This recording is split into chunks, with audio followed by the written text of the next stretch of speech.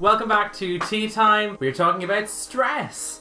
So, get your kettle. I forgot what you used to make tea there for a sec. Get your kettle on, sit down, relax, and get ready to learn. Cheers. I'm not worthy. Do my piece. Do your piece.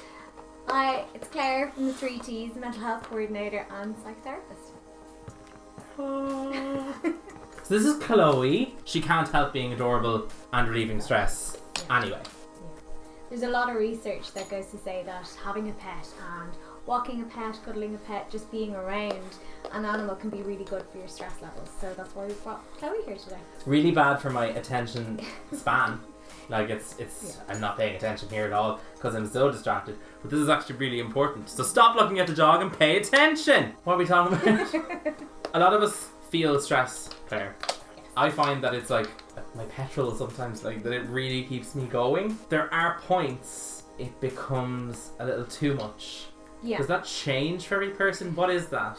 Everybody's ability to deal with stress is different, yes. Yeah. But there are actually 2 types of stress, and it's really important to talk about them. So the first one is good stress or eustress. And it's that stress that you're talking about, the one that helps motivate you, helps us seek out change, and helps us deal with that feeling of stress.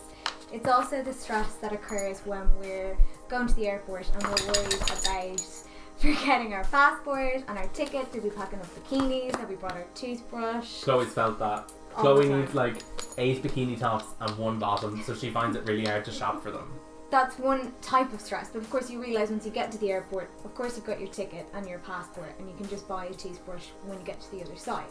So that's good stress. It's short term, it's short lived, and there's a very obvious cause. And it's completely justified. Forgetting your toothbrush makes you feel gross. Absolutely. Yeah. But then you've got bad stress or distress. So that's the one that people tend to talk about a little bit more. So that's when you're afraid of losing your job or losing your house, or there's difficulties in your relationship, Right. or you've got money worries. They're much more long term. There isn't a clear cut solution. Okay. And that's the stress generally people talk about a lot more. But stress is really beneficial, as you said, because it does help motivate us. We see in media and in cartoons like a person twitching their eye or like a vein pulsing. But it's not always that, is it? No, it's not always really obvious signs like that. So sometimes it can be things like pains in your stomach, not being able to fall asleep as easily as before, withdrawing into yourself. Sometimes you would even stop looking after yourself. You may stop showering, you might wear the same clothes over and over again, and you're kind of getting into the territory of burnout there, where your demands are completely exceeding your coping skills. So there's a total lack of balance in your life. It's okay though to use some of those symptoms almost as preventative measures though, right? So like having a day where you maybe don't get out of bed and maybe don't shower or like give your hair a break. That's a great excuse I use way too often. Yeah, you're not giving into it all the time by maybe taking a day for yourself and de-stressing. In fact, that's one of the coping skills that I would often use with people.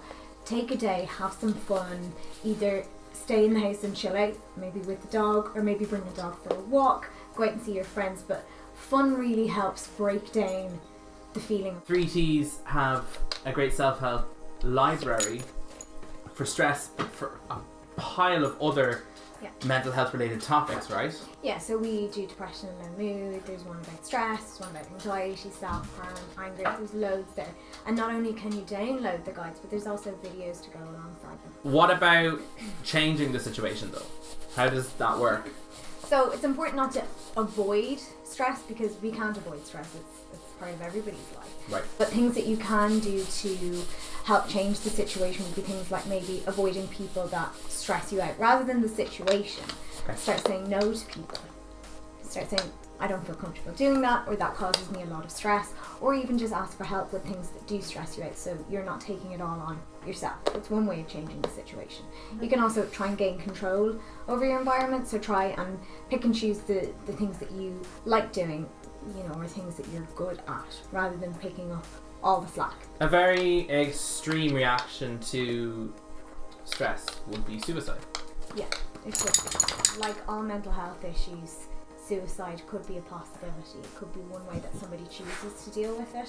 So it's important to change your reaction to stress, to be aware that yes, it's something that does happen in all of our lives, but that sometimes we just have to adapt to these things.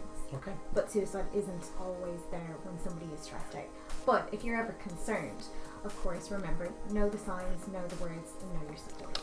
And with being concerned and with finding those signs, as we said already, the 3T's website has this great self-help library. Yep. All the information from today's video are all available along with the self-help library up on www.3ts.ie. Please make sure to subscribe and stay tuned for the final tea time, which will be next week. And if you would like to win one of these fabulous tea time mugs, hold it up, come on, give it a display, give it a rub, give it a rub. If you would like to win one, make sure you tag a person you love in the comments, give them a hug in a mug. They could win one, you could win one, you could both win one. It's all very exciting. Chloe is currently looking for the squeaky toy behind you. The mystery continues. Tune in next week to find out if Chloe ever found the squeaky toy. Bye! Cheers!